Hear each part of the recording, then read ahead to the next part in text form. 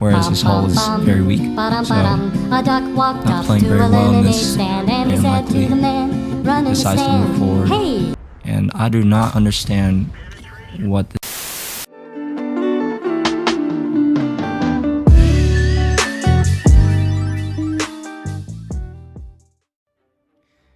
Hey guys, War Room here. I have another replay here of the T30, the Tier 9 American tank destroyer. I actually played this, had this tank for a while. I think it's probably my favorite tank of the American tank destroyer line. With 750 alpha and great turret armor, I feel like this tank is very flexible, as well as it. Have you ever had a dreams that you had Just the high alpha damage, as well as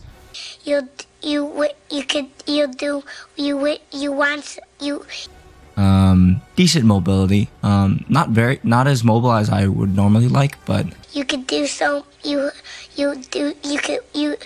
alpha damage definitely makes it up. You want him to do you so much you could do anything? Here we're watching Kazakh 133 in the VV EST. I think that's supposed to be West, except it doesn't look like West. Oh, brother, this guy stinks!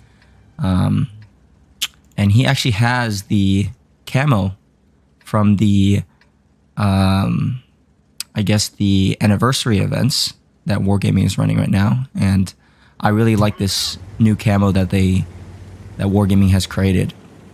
I think it looks very awesome and very unique, and I hope they continue doing that.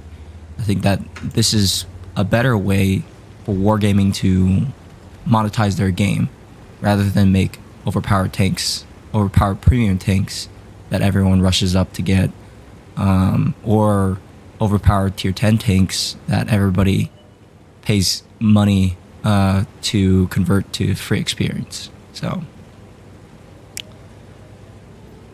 Kazakh has decided to take his tank, rightfully so, into the middle of this map. Let's just see. Yeah, he's a very good player as well.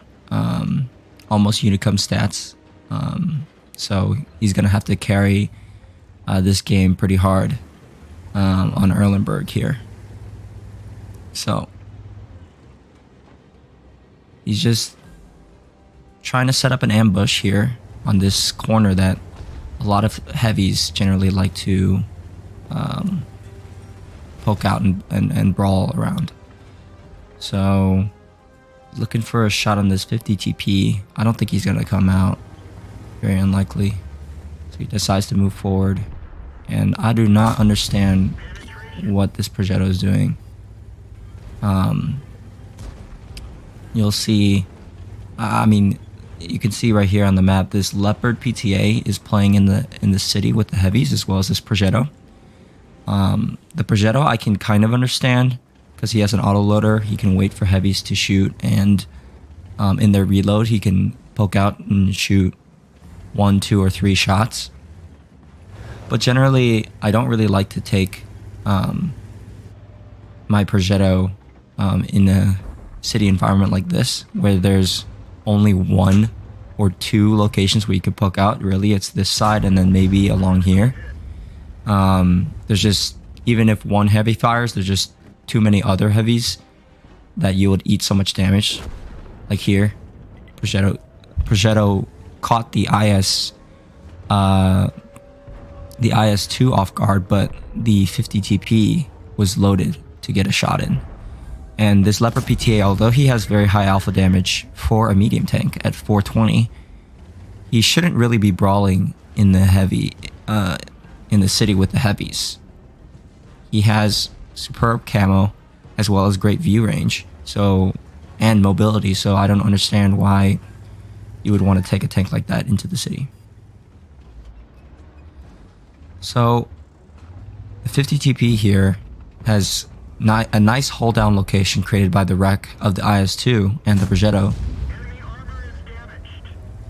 Kazakh takes a meaty shot into that Emil too.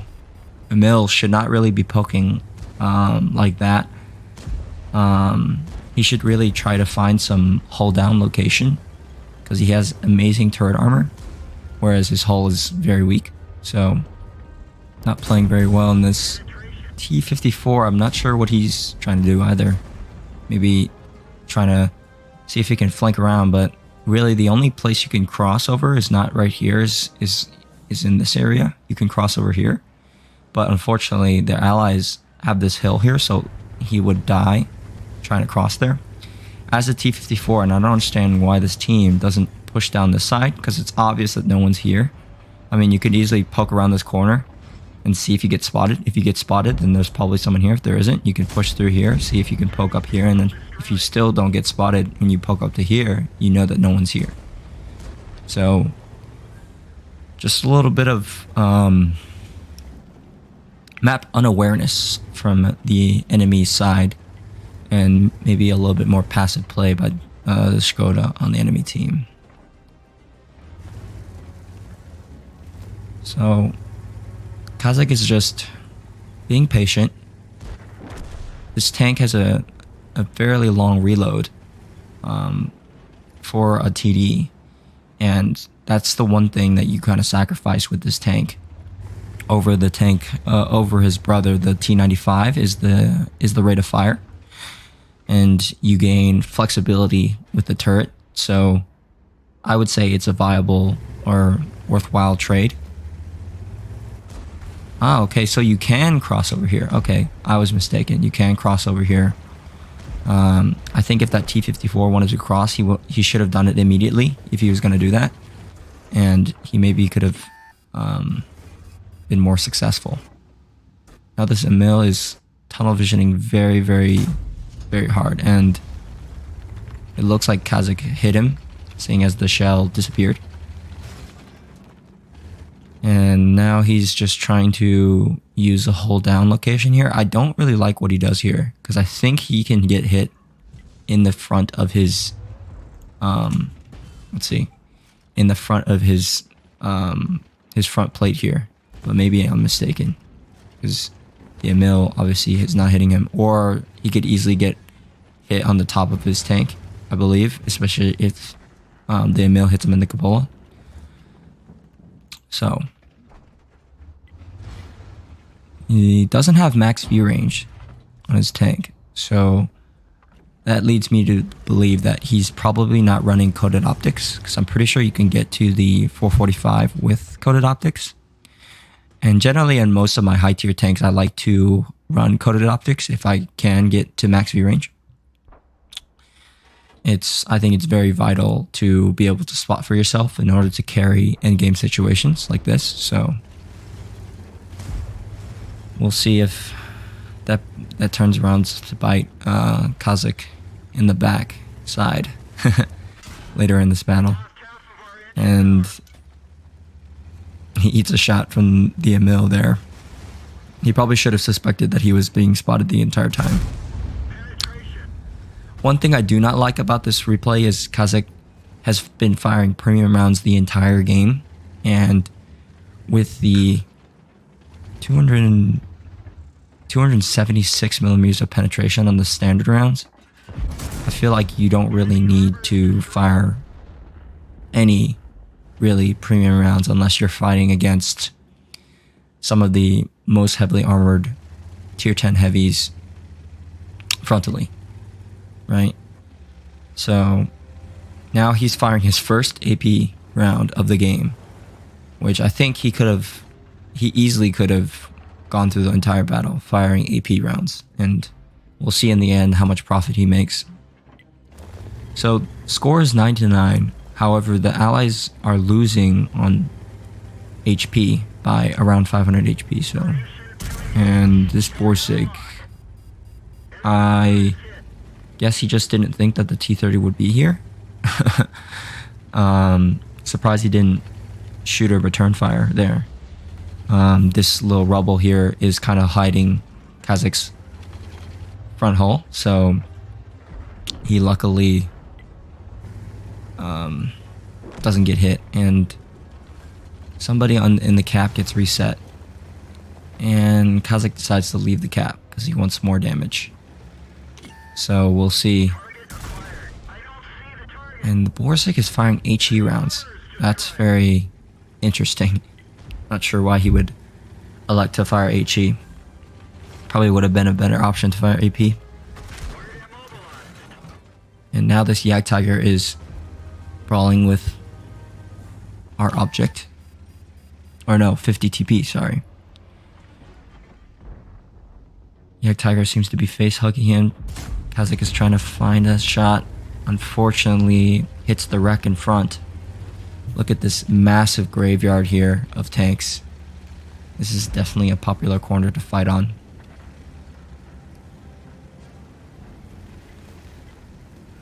Kazakh flanks around on this Yak Tiger. Yak Tiger is trying to kill our 50 TP friend. And he managed to kill him. I like what he does here. He tries to wedge the Yak Tiger in. So, very smart play here by Kazakh. And I do not understand why he's going back to premium rounds. He has the rear of a Yak Tiger. Really should be firing AP or even HE. Yak Tiger just barely gets enough engine power to turn Kazakh around. But since he's wedged him into the side, he's able to prevent him from turning around and shooting Kazakh. Now the Batchik comes. GW stuns Kazakh, so he's very slow to turn the tank around, and his gunner is dead, so there he repairs his gunner, and this Batchat makes a huge mistake. He should have been more aggressive there. Notice that the Kazakh was turning his turret very, very slowly.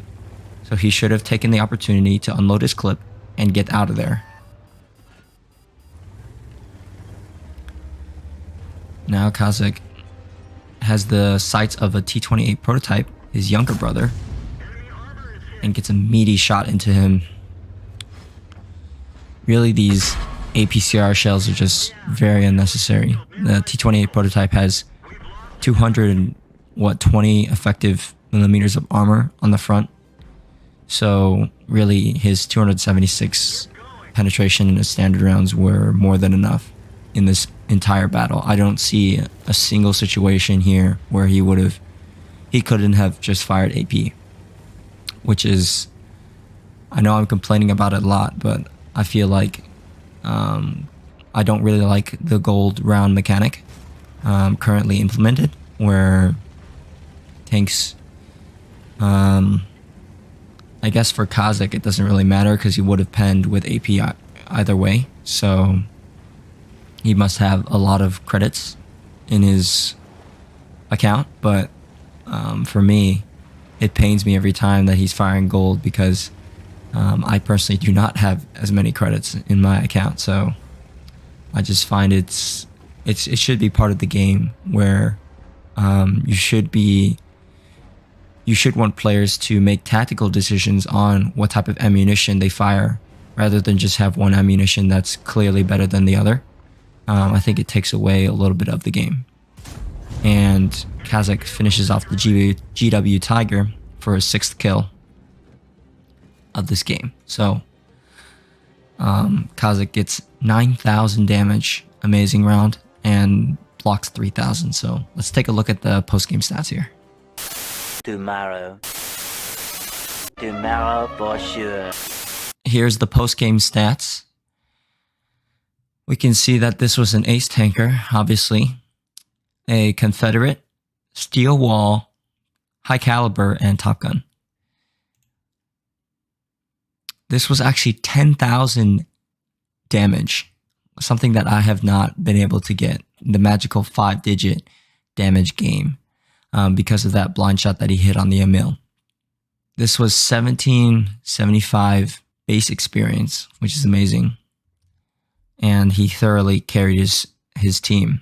He did, what is this? Probably did 2 times more damage than anyone else, all his entire team combined. which is crazy. 18 shots fired, 17 direct hits, and 16 penetrations for 10,000 damage. And only one shot was more than 300 meters, which was against that Emil. And that's what I find this tank is very successful, or very situations that this tank shines is either in hold down locations, which he used a lot, and in close quarter brawling, because the accuracy and aim time is pretty slow.